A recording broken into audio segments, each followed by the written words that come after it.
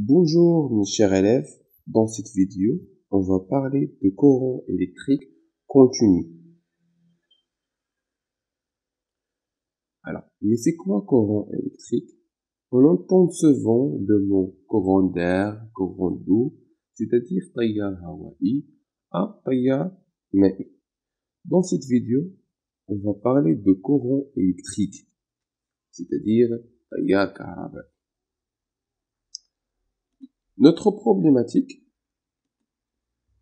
une pile possède deux extrémités de forme différente. Deux extrémités sont les bornes. Elles s'appellent les bornes. Sont attribués à des bornes le signe du plus et le moins. Ces signes indiquent que les bornes d'une pile ne sont pas identiques. Elles permettent de placer la pile à un endroit dans un circuit électrique. les signes de ce moins كي نركب العمود على الشكل الصحيح. À ce moment-là, je pose la question: est-ce que le courant a un sens? Mais quel est le sens de courant électrique? On va découvrir ça dans la partie suivante. Mise en évidence du sens de courant. Dans cette partie, on va répondre à la question: est-ce que le courant a un sens?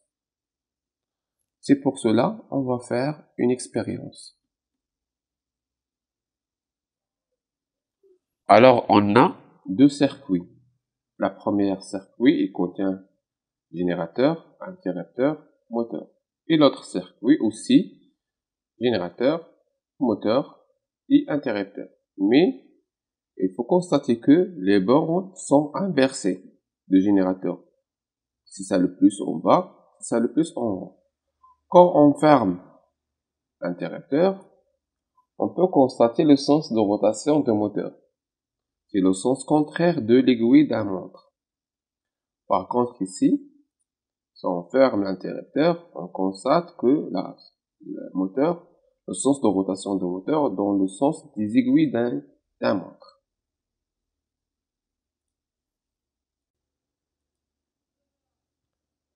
Notre observation: suivant le sens dans lequel on branche la pile, le moteur tourne dans le sens des aiguilles d'une montre ou dans le sens contraire.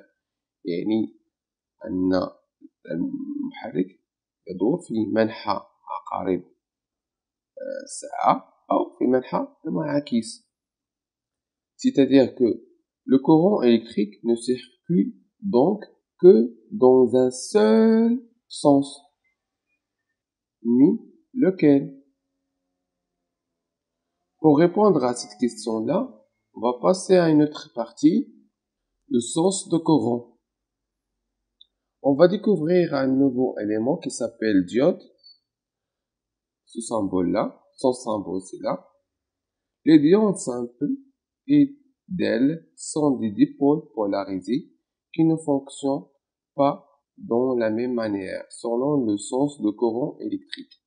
On va faire une petite expérience. Qu'est-ce que j'ai ici? J'ai un générateur, interrupteur, lampe et diode. C'est ça le diode.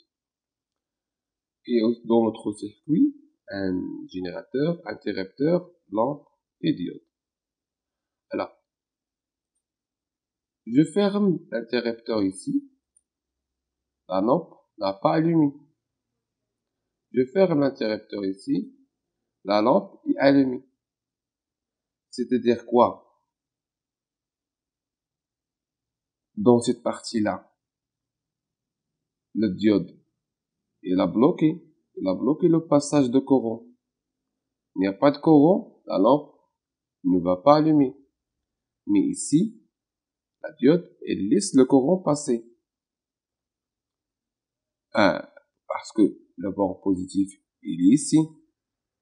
Mais dans l'autre circuit, le bord positif, il est en haut. Notre conclusion: à l'extérieur d'un générateur, le courant électrique circule de borne positive vers la borne négative. Comme il indique ici, c'est ça la borne positive. Le courant circule dans un circuit électrique de borne positive vers la borne négative. Alors on peut dire que le courant a un sens. Mais est-ce que le courant a une autre propriété? Oui, c'est vrai.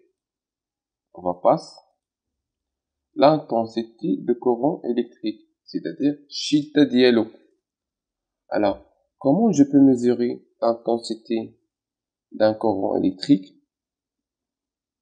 Alors, j'utilise cet appareil. Il y a un ampèremètre à aiguille et un multimètre.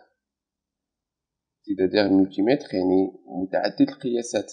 Je peux utiliser pour mesurer plusieurs grandeurs. Alors, le symbole de cet ampèremètre, c'est ça. Daïra, cercle, qui contient la lettre A. On va faire une petite expérience. J'ai ici 3 circuits. La première circuit contient 2 lampes. Deuxième, 3 lampes. Quatrième, 4 lampes. Quand je ferme l'interrupteur, je constate que les lampes ne s'allument pas de même façon. Alors, pour savoir pourquoi, la cause revient à l'intensité de courant. Alors, pour mesurer l'intensité, j'utilise l'ampèremètre et branché en série avec le dipôle et symbolisé par ça, un cercle qui contient la lettre A. Pour la lecture de l'intensité du courant électrique dans un ampèremètre, on utilise la relation suivante.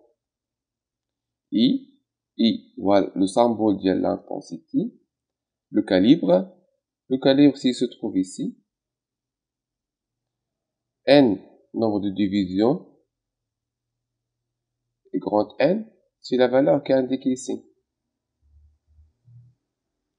Avec ici le calibre, nombre de gradations lui sur le cadre de l'ampèremètre, et nombre de gradations maximales sur le cadre de l'ampèremètre. Alors, on peut dire comme conclusion, l'intensité du courant électrique noté I, alors le symbole de l'intensité c'est I, s'exprime en ampères de symbole A. Alors, l'unité de l'intensité c'est l'ampère de symbole A. On utilise aussi le sous-multiple d'ampère, le milliampère sous-multiple.